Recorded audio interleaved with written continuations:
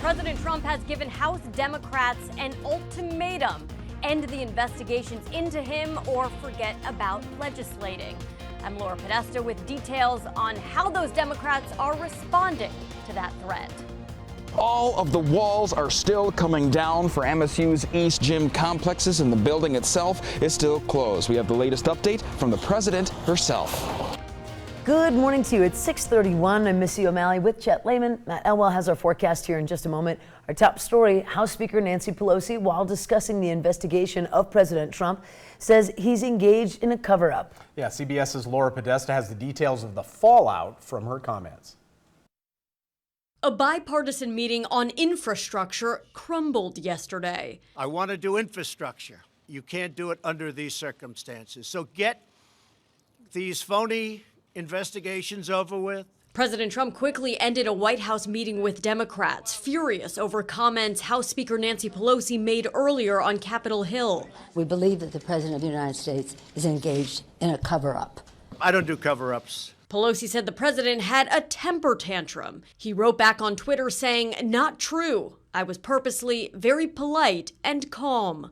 To watch what happened in the White House would make your jaw drop. The speaker doubled down later in the day. He's engaged in a cover-up, and that could be an impeachable offense. And while impeachment talks grow louder, his campaign chairman is in prison. Don't tell me there's not enough to debate here. Pelosi wants to keep Democrats focused on investigating President Trump. Right now, we're having success in the court. Yesterday, a federal judge ruled against a White House attempt to block subpoenas for the president's financial records from Deutsche Bank. If you think the president obstructed justice, impeach him. Senate Republicans think Democrats are wasting their time. Saddle up and ride, grow some guts, but stop the petty harassment. A new CBS News poll found just over half of registered Republicans want the administration to cooperate with the investigations. Laura Podesta, CBS News. Laura tells us that same poll also found that most Americans want Democrats to move on to other issues. 6:33, meteorologist Matt Elwell steps in. I'm looking out the window. It's a little gray, but it's not snowing, so that's a good thing for November. Side, downside. Yeah, that's it. yeah. The wind will probably be a drawback. There'll be a few showers. I don't think it's going to be bad, at least for eastern counties. Western counties, the wind gusts could be between 20 and 30 miles an hour at times. We could see an occasional gust closer to 40. We'll be watching that. Off and on showers expected for the afternoon today. Look for kind of another gray day. Temperatures into the low 50s for most of us. We do have slightly warmer temperatures for your Memorial Day weekend. We'll talk more about that, of course, in just a few minutes. Thank you for that, Matt. Now 6:33, an emotional homecoming took place in Missoula yesterday as Montana Highway Patrol Trooper Wade Palmer, injured in the line of duty, finally returned home. Yeah, this was the scene in downtown Missoula as a motorcade for Trooper Wade Palmer made its way through the city. Supporters lined the highway wearing green and welcoming Palmer home. Now, remember, Palmer was critically injured when he was shot 3 times while investigating another shooting incident back on March 15th. And Trooper Palmer and his family were welcomed home to Stevensville last night with that overwhelming support from the community. MTN's Jill Valley has the story. Today is an exciting day. It's a significant day. It's a triumphant day, as many feel this is victory over evil. After Trooper Wade Palmer was so gravely injured 2 months ago, he is back now and ready to recover from his grave injuries that happened in an ambush that killed 1 other person and injured 2 others besides this trooper. His arrival is being welcomed today by people who know him directly through his public service, but also residents who are only acquainted with him through the shooting and his heroic comeback. While pockets of people gathered on various street corners along the procession's route, by far the largest crowd of supporters in front of St. Patrick Hospital, where Palmer was rushed in grave condition after that shooting in March. Dozens of healthcare providers, including many trauma nurses and doctors who helped treat Palmer that terrible night, were anxious to show this hero the warmest of welcomes. To show our support and our thank you for his service and all that kind of stuff, you know. If you could, what would you say to him if you had a chance to say hi? Hi, thank you, and good luck in your recovery.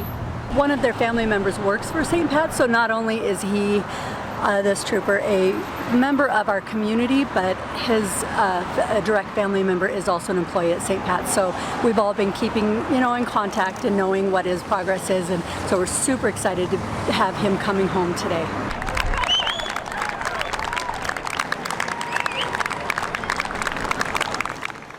The procession today was more than just the official cars with the troopers party. We estimate there were as many as 50 patrol cars, fire and medical units, as first responders from around western Montana were involved in the welcome home.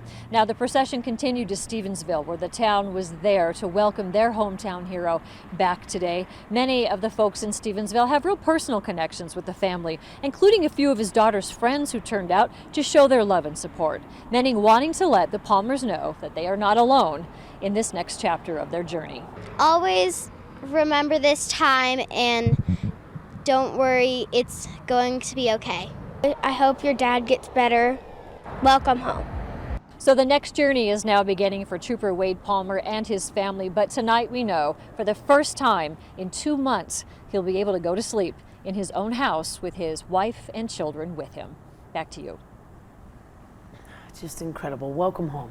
In some other news here on your Thursday morning at 6:36, the kids' swings at Beale Park in Bozeman have disappeared, and a lot of parents and children are wondering why. Last year, there were several incidents of kids that were too big for the infants' bucket swings, and they were getting stuck.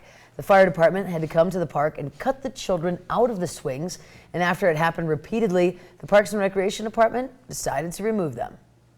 This is a supervision issue more than anything.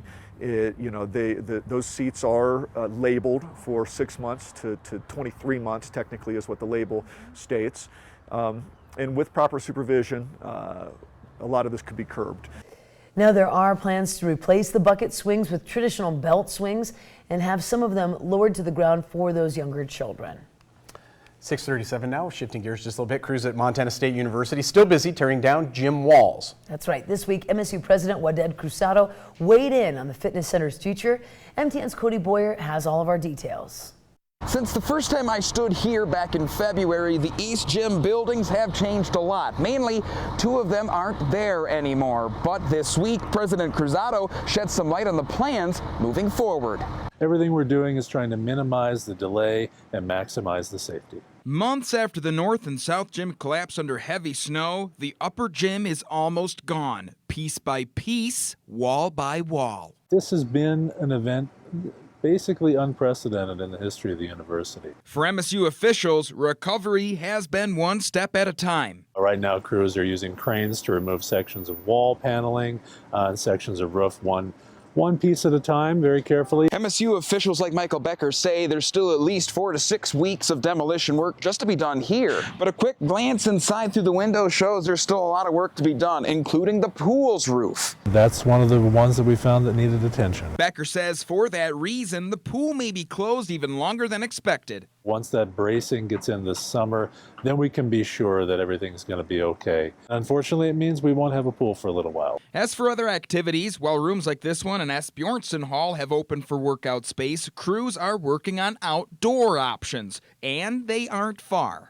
These are going to be 2 bubble structures, basically they're air-inflated structures that will contain multi-purpose courts. President Cruzado says the plan to reopen the fitness center will include student minds. In part, she says this summer and fall you can expect to see public design sessions held on campus where you can provide input and ideas for the rebuilding process. So as the roof continues to be taken down, Becker says patience will not be unnoticed. To exhibit the amount of patience they have while we work through this, we're just immensely grateful for that. Now the fitness center is expected to be open by mid-August, and those temporary bubbles will be open in early October. In Bozeman, Cody Boyer, MTN News. 6:40 now, a bear biologist from Yellowstone National Park has a reminder for visitors, stay more bear aware. It's part of a growing effort to keep park visitors safe if they come across a bear in the wild. Carrie Gunther, bear management biologist, took Facebook Live talk about bear facts, including how active bears are right now in the park. Some of his tips also included how to honk if a curious bear gets too close to your vehicle. To cap off his demonstration, Gunther also demonstrated how to use bear spray the correct way. You want to put your bear spray out, don't want to shoot too high because the bear's coming fast at about 44 feet per second. So you want to shoot at a slight downward angle. And just keep spraying until the bear stops. Just keep spraying until the bear stops. Gunther also accepted questions from viewers and then answered them all live as well. There is a man who understands grizzly bears better than just about anybody else on earth. No kidding. Absolutely true. And if you're going to have bear spray, know how to use it. Be bear aware. And have it with you. Yes. There you go. And a place accessible enough to get it. Right. We do have to take a quick break.